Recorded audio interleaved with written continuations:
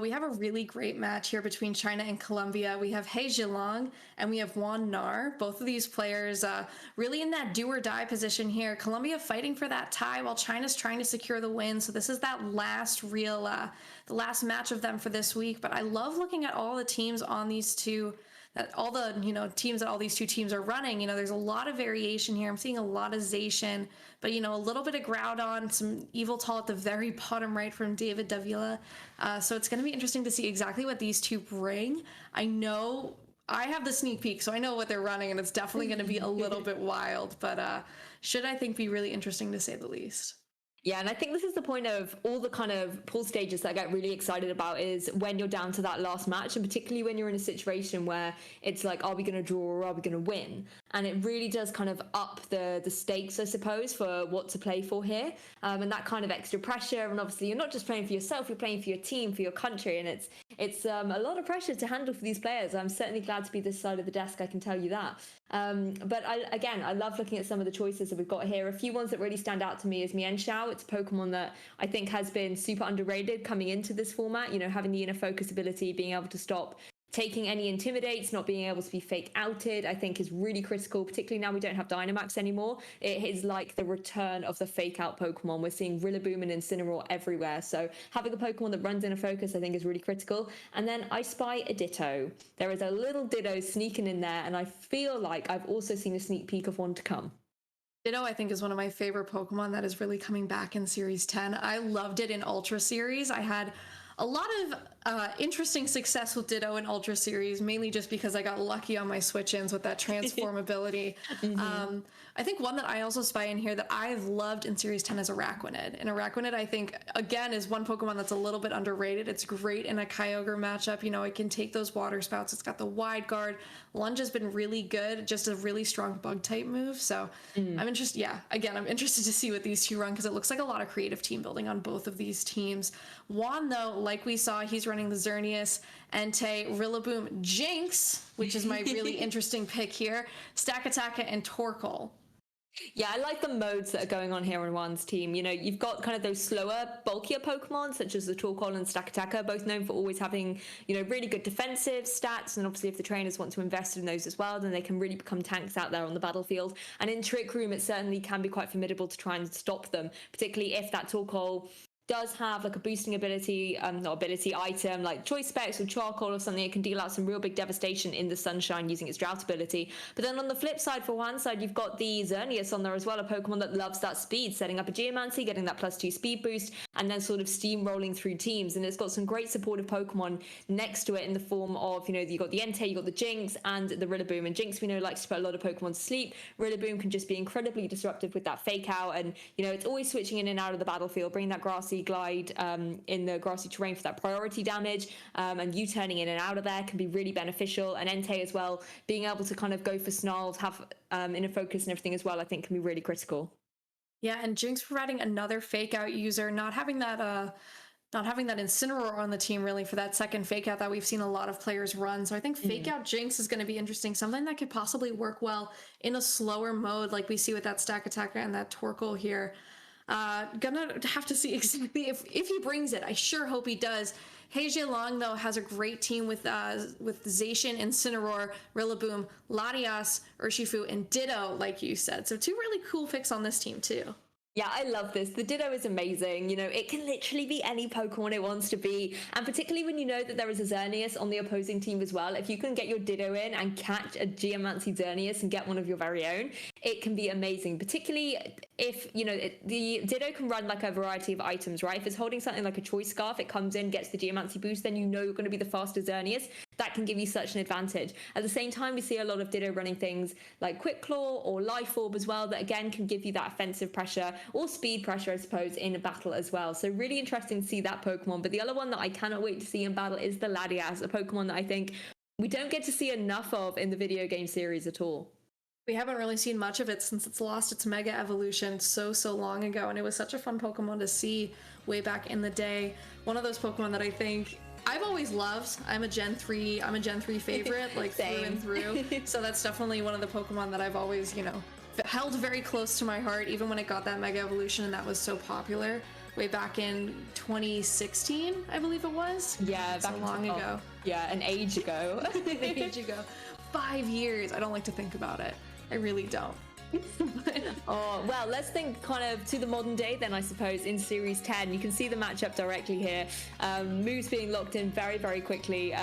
Again, I can't wait to see what the speed developments are going to be here. Whether, you know, Juan's going to go for kind of that speedier mode with the Xerneas, or maybe going to try and break it down, go a little bit slower with Pokemon like the Torkoal and the Stakataka. Yeah, and you have to wonder too, because it especially looks like the Zacian side there, it looks like it's going to be a lot faster. You know, you have the Grassy Glide priority, you've got the Fake Out, you've got Aqua Jet is typically run on these Urshifu as well, and then if that Ditto is holding that Choice Scarf, like you said, that is going to put it a tier above a lot of the Pokemon that it could possibly transform into. Wouldn't be so great in that Trick Room if it is holding that Choice Scarf, because it would go a little bit slower, but if it's trying to copy a Geomancy Xerneas, then it's going to be in a great position to get off a lot of really strong Dazzling Gleams into the opponent's side, especially if it locked itself into such a powerful move with all of those boosts. Yeah, and we have the benefit on being able to kind of see some of the item choices on there as well, and that Rillaboom certainly is going to pack a punch if it's able to get out onto the battlefield. But we've got our leads joining out here. Yeah, the Latias and the Zacian and the Entei and the Stakataka. So two very interesting leads here. The Entei, like we've said a couple times now, is such a good Zacian counter. We saw it running a Eruption last time in one of those mixed sets, which I think is something that has kind of been coming out a lot more now. It's a pretty well-known set, but it does have some really great moves too with that Heat Crash, or sorry, with that Flare Blitz. And you know, able to do, or even Sacred Fire. Sometimes we'll see it run if it's using, if it's trying to get those burns off onto the opponent's Pokemon.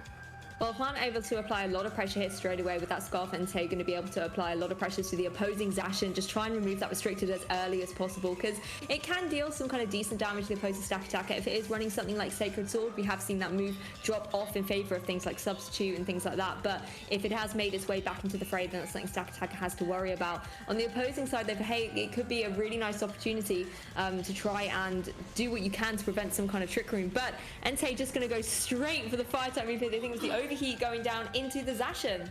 Yeah, that Overheat, not enough to knock it out, and it does take that -2 special attack drop, but the Behemoth Blade comes from that Zacian. That is going to go into the Stakataka slot. That is going to do a pretty good chunk, over half of this damage on that Stakataka.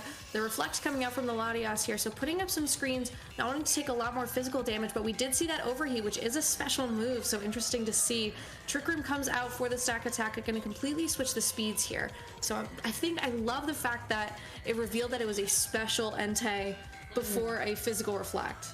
Yeah, 100%. A nice little surprise there for Juan to reveal. Obviously now Trick Room's been set up though, and Hay didn't really have a way to be able to stop that or shut it down, so going for the Reflect in the face of what you think is two physical Pokemon, I think was a really nice play. And obviously now that the Entei has locked into its move, it needs to get out of there in Trick Room. You know, I wouldn't be surprised to see Juan being able to make a switch here, but there's a switch on Hay's side as well. The Imposter Ditto here, copying that Stakataka, which it's definitely going to love to do in this Trick Room.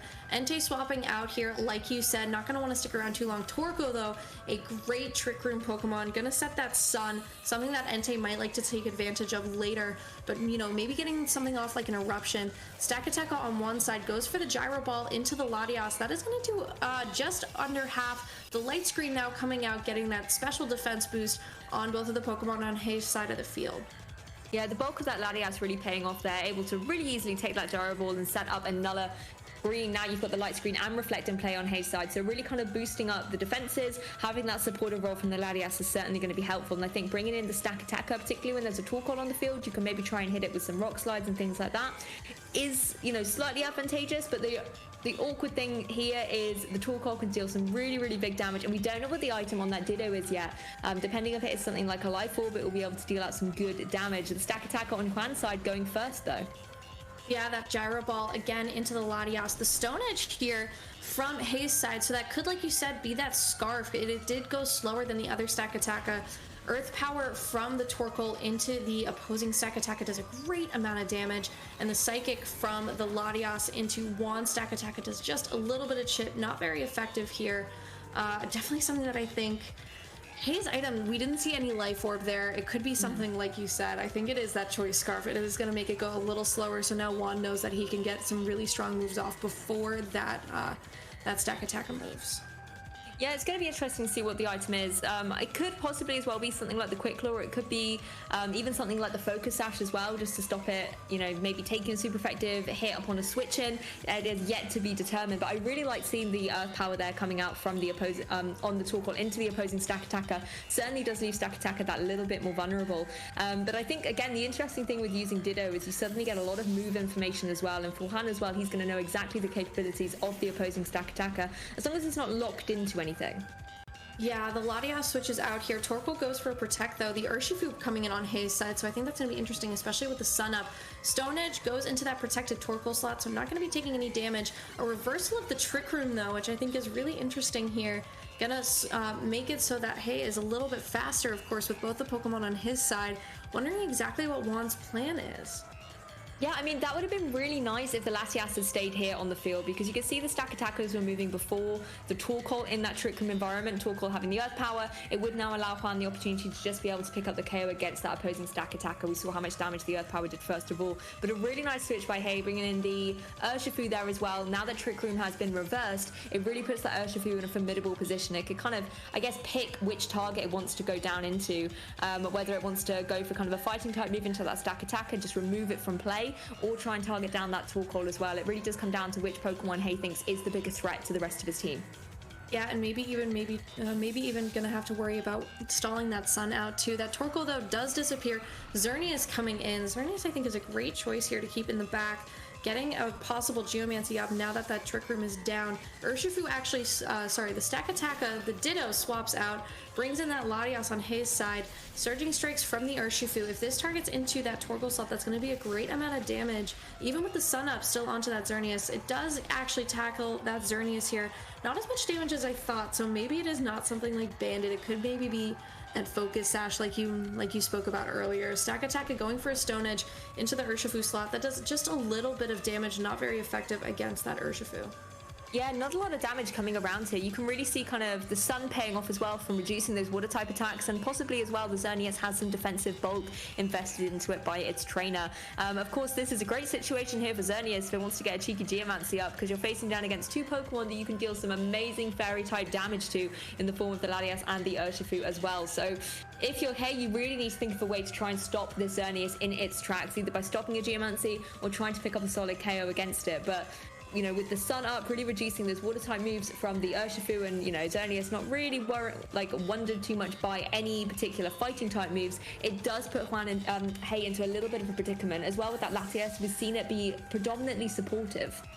Yeah, those screens I think are going to be really important as a reason for Juan to get that Geomancy up. The Stack Attacker swaps out for the Entei here. Surging Strikes from Hayes Urshifu going to go back into that Xerneas slot, taking a little bit more chip damage as it goes, bringing it down still above half of its health here with those critical hits, so it is probably going to need at least two more of those in the Sun just to get that knockout. The Icy Wind from the Latias here going to slow down both of these Pokemon. Xerneas going to drop that speed, and then it's going to do a great amount of, a very little amount of damage to the Entei, but also drop the speed there as well. Maybe thinking if they can get those Icy Winds off, do a little bit of damage. That Geomancy, though, does a great amount of critical hit onto one of those Pokemon, knocks out both the Latias and the Urshifu, even with those screens up. So that's great to know, knowing that you now only have two Pokemon left on his side of the field. Yeah, that is the power of Xerneas. Doesn't even need any of the boosts, just able to pick up two solid KOs against K's team thanks to the typing advantage that Xerneas is able to dish out. The Icy Wind, though, certainly an interesting option there. You know, even if you do get the Geomancy, you're going to be at +1, as, you know, the Geomancy will boost up speed by 2 stages. So you would still have that advantage, but it could have been critical on that Entei as well. You know, we know the Entei is running the Choice Scarf, so having its speed reduced is going to kind of negate some of the power utility of that item. Yeah, absolutely. And I think that Entei, if it is, you know, if Hay is trying to get his Zacian in, maybe get a little bit more damage, it's not going to want to deal with that Entei if that Entei is bringing anything really, you know, any really strong fire type moves specifically to counter Zacian, because we know Entei is such a great Zacian counter here. The Ditto does come out. It is going to copy the Entei, which I think is a really nice choice here. The Zacian, of course, has very little health left. Intrepid Sword Boost, though, going up. Gonna have to maybe see what they can pivot around here. That Entei, I think, is going to be a really interesting choice. Too bad it wasn't able to switch into a Geomancy to Xerneas, because I think that would have been great for Hay. Yeah, it definitely would have been. But Xerneas not getting its boost up in this situation. I think, again, an interesting thing, though, is thanks to the kind of the icy wind drops as well, the Zacian looking pretty happy to be facing down against both these Pokemon, can deal some good damage. Although it does have to watch out. It's on a very small slither of health there. Something like an extreme speed potentially coming out from the Entei could be enough to pick up the KO against it. So I think this turn we're going to see a little bit of ball position switching, a little bit more of a defensive play to set up towards the end game of this game one. Yeah, and like you said, some switching here. Juan bringing his Entei back, getting that stack Attacka in. Zacian goes for Protect, though, most likely trying to not get hurt by an extreme speed from Juan's Entei. Xerneas going for Protect, though, on one side, so very defensive plays this turn. Scorching Sands from Hay, which is a move I really love. Gets the knockout onto stack Attacka, so a really, really great move by Hay there. Going for that double target, knowing that if there is some switching, he can get some damage off onto both of these Pokemon. Get a really good knowledge to exactly what that Entei is running. I think knowing Scorching Sands is on that Pokemon is really great information for Hay to scout out with that Ditto.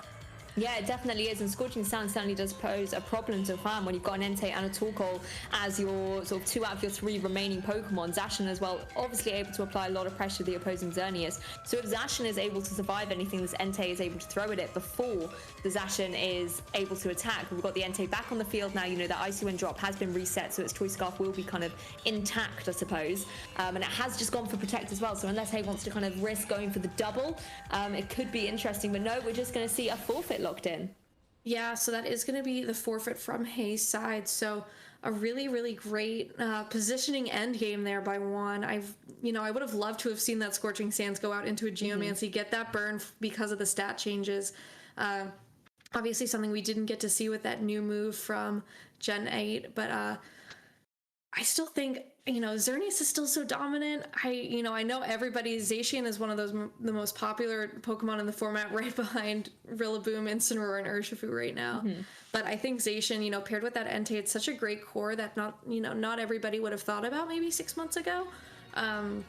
So it's really great to see Entei showing in this restricted format. It's really powerful with those fire type attacks. What a great counter for Zacian, and Torkoal is really nice just to get the weather set up. I know we saw too on the Chinese team, they were running, one of them was running a Pelipper just to get that rain set up, which I think was another really interesting call. No Jinx last game though.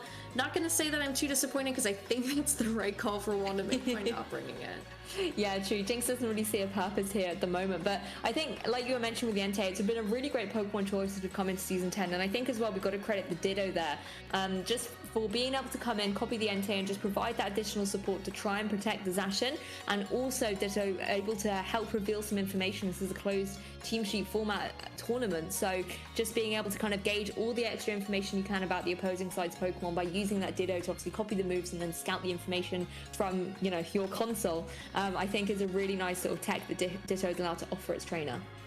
Yeah, and that Ditto, I think if he is able to copy a Geomancy Xerneas, it's really going to change the game in his favor. But I do think Juan was very careful about clicking that Geomancy, knowing that Ditto was in the back. So I think that was a great defensive play as well, by being mindful of that Ditto being there and knowing that if that Ditto did copy and was able to get up some faster Dazzling Gleams, it could have been really problematic for Juan, knowing if he had gone through all that pain to set up. We do get the Incineroar and the Urshifu here on Hay's side of the field. Stack Attacka Entei on Juan, so a bit of a mix-up on both sides, I think. Something I'm really interested to see. The Intimidate going onto the Stack Attacka, not going to affect the Entei with that Inner Focus ability. There is a fake out pressure here, though, from that Incineroar. Yeah, that's the thing. Juan putting himself into the same position as game one, having the threat of that Trick Room, and then having the Entei there to support, maybe try and pick up a KO, just to be able to support that stack attack and getting the Trick Room up. But the adjustment here from Hayes really nice, bringing that Incineroar to be able to not only throw down and Intimidate, but then have that fake up pressure into the stack attacker. That might enable the Urshifu to be able to do something to pick up a KO against Juan's side, or at least deal enough damage to threaten a KO on the next turn to once again prevent Trick Room from going up. Yeah, interesting to see though. Hay is forfeiting the use of screens early in this game, probably trying to go for a little bit more of an offensive take, because those screens, they're great for the damage reduction in the game, but he wasn't really able to work around those 2 turns of setup that he missed. The anti-swapping out here though for the Xerneas, getting the Xerneas next to that stack attacker. The stack attacker protects here, maybe not wanting to take any fake out pressure. That Xerneas would be very comfortable taking a fake out as it just swapped in. Surging strikes from that Urshifu. If this is with that unseen fist, will go into the stack attacker, but it's not. It goes into that Xerneas, does a great amount of damage without that sun up. So really interesting to see exactly how much the sun mitigates. That makes that a 2-hit KO with that Urshifu. Incineroar goes for a parting shot into the stack attacker, which did protect, so it's not going to be able to actually swap out and reposition here or get those stat drops. Yeah, this is really unfortunate for Juan with that Xerneas, because knowing that you're not going to be able to get a Geomancy up safely. Geomancy doesn't boost any defense stats. It's on the special defensive side, so another one of those surging strikes will be able to pick up the KO against Xerneas before it's able to utilize any Geomancy boost. Again, without having its kind of speed boost, there's a very high chance that Urshifu is going to be able to outspeed it as well, and deal the damage before Xerneas can do any kind of fairy type move damage in retaliation. The Incineroar is an interesting one though, because it does still have access to its parting shot, so it can decide to either get out of there to come back in to intimidate or fake out another day, or at the same time you can maybe use the Urshifu to apply some pressure to the opposing stack attacker and use the Incineroar to try and pick up a KO, again using that kind of the physical offense against that Xerneas, because the Incineroar is not going to worry about taking a fairy type move from an ungeomancy Xerneas.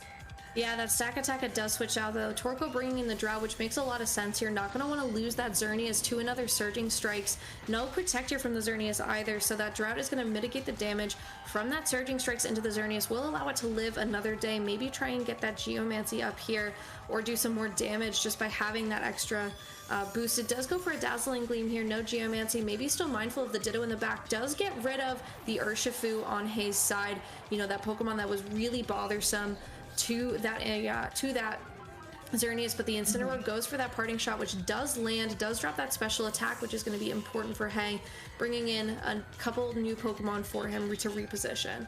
I absolutely love this play by Juan, bringing in the weather support just to be able to make sure that Xerneas was able to survive and then be able to pick up a KO in retaliation. You don't even have to worry about getting the Geomancy boost up in that situation. You know, no focus stash on the opposing Urshifu, very solid KO. And at the same time, Torkoal, if Incineroar had stuck around, isn't going to worry too much about it either. We know that the Torkoal is running Earth Power. That's something the Incineroar's not going to appreciate. And Incineroar can't really do too much to Torkoal. You know, it's another Fire-type Pokemon. It has really good defensive capabilities. A Pokemon that is going to be a little bit of an issue though is this Zacian coming in. The Intrepid Sword boost taking it up to +1 attack, and it can apply a great deal of pressure to that Xerneas. But then on the flip side, if Xerneas wants to protect and Torkoal wants to go for some damage dealing moves, then that's something that the Zacian has to worry about, which is why I think this is a really nice sort of ball positioning here by Hay, bringing in that Incineroar. The Intimidate's not really going to be valid, but having that fake out as well to stop the Torkoal from potentially dealing any damage to your opposing Zacian. So even if the Xerneas does protect, maybe if you are Hay, you would want to capitalize on that, read into that, maybe try and set up something like a Sword Stance as well with that Zacian. Yeah, and I think now having that Sun Up too puts that Incineroar in an even better position going forward, so that Xerneas may not want to stick around too much here, may want to switch out, bring in whatever Pokemon they have left in the back. Incineroar, like you said, that fake out, if it does go for a fake out onto that Xerneas slot, which would obviously make a lot of sense here, switching it into another Pokemon really just mitigates, really just negates what that fake out's going to do, and that Zacian maybe wanting to go for some sort of, you know, wanting to go for that Behemoth Blade. It instead opts to go for that Swords Dance though, getting another boost, definitely feeling like it may have an extra free turn here depending on what this Torkoal does. Xerneas does not swap out though, goes for a Moonblast into the Incineroar slot, which does adjust, takes it just down to under half of its health, maybe about a third. Gets that Citrus Berry boost, brings it back up over half though. And the Incineroar going for a Snarl, which is really good, except that Torkoal avoids it, so that's going to be kind of rough. Not getting that special attack drop on that Torkoal. That Xerneas not going to love that, though, because it's not going to enjoy having to work again to get those boosts. The Overheat, though, is enough to knock out the Zacian from that Torkoal, so that is absolutely huge. Another way to get rid of a big threat to Xerneas on one side of the board. Absolutely love the Overheat play by the Torkoal, particularly in the Sunshine as well. Going to be absolutely devastating against that Zacian, and picks up the solid KO against it. So despite being able to get the Swords Dance boost up, which I think was a really nice play, just unfortunately not going to be able to utilize it at all. Torkoal coming in though, well, the Ditto Torkoal as it once was and is now, is actually, it's a really nice option here for Hay, because you know Xerneas can't really do too much to a Torkoal. It doesn't have its boost, and I believe thanks to that Snarl now as well, it's going to be at -1 special attack. attack. So if you're Juan, you might want to utilize the fact that you've got 4 Pokemon remaining to switch out and reset that Xerneas, or you could always let it, you know, be KO'd and give yourself a free switch to a Pokemon in the bag. But we know that the Earth Power is on this Torkoal, so it could apply some pressure, but no, we're just going to see another forfeit here. Yeah, so that is a great win for Juan here, and I do believe, if my memory is correct, that does make this a tie between China and Colombia, which is very exciting to end off that week. A great showing by Juan, keeping his team alive for keeping their hopes up a little bit. A great do-or-die match, you know, something that I think he played really well, you know, even not able to get that Xerneas boosted up. He still positioned himself well, keeping Pokemon healthy in the back. Getting that Torkoal in was really nice. Having that Eruption be a one-hit knockout onto that Zacian, I think is absolutely huge before it could do any really strong damage to that Xerneas. Yeah, Juan was really not defeated by the Ditto, and it was certainly a Pokemon that I think needed to get in against a boosted Xerneas, but Juan was smart enough to not allow that to ever happen by simply not boosting the Xerneas at all. And I think when you look at Team Preview and the Restricted, and you often see like a Xerneas versus Zacian match, you always kind of think Zacian's going to come out on top, right? Just the typing's there, the offensive pressure that Zacian can give is always phenomenal. But then when you filter in those remaining kind of 5 Pokemon, a little bit like we were saying before, is really these compositions of teams and the way they can support their partner Pokemon was expertly done. You know, the Torkoal coming in and providing support to that Xerneas from the water type moves, having the Stack Attacker on there as well, just to kind of help out the Torkoal if you wanted something like a Trick Room mode as well, and then just not utilize Xerneas Geomancy at all. I thought was really nice synergy on Juan's side of the field. Yeah, that Stack Attacker, we saw that Trick Room only in game 1, but I definitely think in game 2, it still added that pressure. You know, having something like a Rock Slide to really just put on some flinch pressure, which we didn't even see, but it's something you always have to be mindful of, especially just the way that these games go sometimes. If, you know, you can just get unlucky. So you have to be mindful of playing to your out and playing to your luck, I think, is something that you have to be pay careful attention to. But it was a great job by both of those players. Really nice to see Hay coming in with something a little bit not standard, still very close to standard. That Latios was super fun to commentate. Interesting to see another screens Pokemon, just a different type of one. You know, Alolan Ninetales has been a little bit more popular right now, and Alolan Ninetales having that way to set up both screens at once is really great. But of course, we didn't see this Jinx from Juan, but I think he made the right call, like I said earlier. A really interesting team composition. Xerneas, again, has been dominant, I think, in every game today. So I really can't get mad at that. And just something I guess we all have to be mindful of is how good Xerneas will continue to be. Yeah, it always will be, I think. And I love it so much. You know, don't come for me, please. I love Xerneas. I think it's such a beautiful Pokemon. I think it's amazing. And I think in a format where you've only got 1 restricted, it's doing way better than I thought it was going to. I really did think it needed its partner Groudon by its side, but so far it's proving itself to be great. We've had 3 amazing matches on today's Sunday broadcast, but there is still 1 more coming up. So we're going to take a really short break and then we'll come back for our final match of today's broadcast.